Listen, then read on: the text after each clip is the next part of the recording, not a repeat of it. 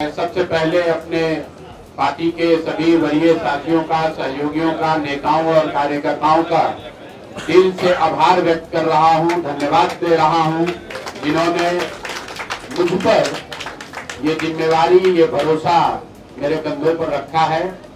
और सबसे पहले मैं उनको आश्वस्त करना चाहूंगा कि पिछले 4 वर्षों से जन स्वराज ही मेरा जीवन है। आगे कम से कम 10 वर्षों तक, जब तक बिहार में बदलाव की संकल्पना को चरितार्थ न कर लिया जाए, तब तक दूसरा कोई जीवन में उद्देश्य नहीं है।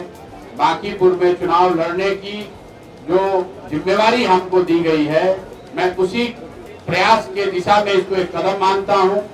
जो नवंबर 2025 में हजारों लाखों लोग जन स्वराज के विचार से, इस प्रयास से जुड़े थे और कहीं न कहीं परिणाम आने के बाद उनके मन में थोड़ी उदासी या हताशा थी। उनमें से ज्यादातर लोगों का ऐसा मानना है कि बांकीपुर चुनाव में अगर जन स्वराज को जीत मिलती है तो न सिर्फ जन स्वराज को एक बहुत बड़ा बल मिलेगा, बल्कि बिहार बदलाव की सोच को फिर से पुनर्जीवित करने में बहुत बड़ी मदद मिलेगी। तो मैं इस जिम्मेवारी को अपनी ह्यूमिलिटी के साथ एक्सेप्ट करता हूं। अपने सभी साथी कार्यकर्ताओं का, नेताओं का धन्यवाद करता हूं। साथ ही उन 18 लाख मतदाताओं का धन्यवाद कर रहा हूं जिन्होंने विपरीत परिस्थिति में नवंबर 2025 में जन स्वराज के सभी उम्मीदवारों के समर्थन में अपना मत दिया है और जन स्वराज को जिंदा रखने में, जन स्वराज को बिहार में बनाए रखने में अपना अमूल्य योगदान दिया है। आने वाले भविष्य में जन स्वराज की यात्रा चाहे जितनी बड़ी हो, लेकिन जिन पहले 18 लाख मतदाताओं ने नवंबर 2025 में हम लोगों को वोट दिया, मैं उनका सबका हृदय से आभार व्यक्त करता हूं।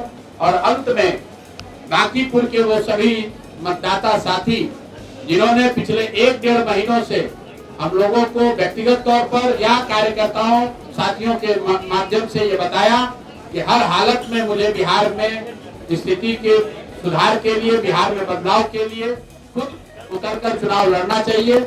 मैं उनको इतना ही आश्वस्त कर सकता हूं कि मैं अपनी पूरी ईमानदारी से आपके इस सोच के साथ जुड़कर बांकीपुर का चुनाव लड़ने का प्रयास करूंगा।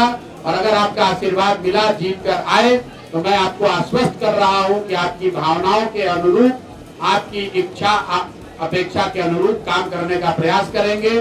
मेरे एक विधायक बन जाने से पूरा बांकीपुर सुधर जाए ये शायद जरूरी नहीं है, लेकिन इतना जरूर समझिए कि आप अगर जिताकर जन स्वराज का एक प्रतिनिधि वहां भेजते हैं तो 242 विधायकों पर हम लोग भारी पड़ेंगे। उन पर आपका जनता की ओर से जनता का प्रतिनिधि बनकर उन पर जनता की अपेक्षाओं का जो बोझ है उसको बनाए रखेंगे।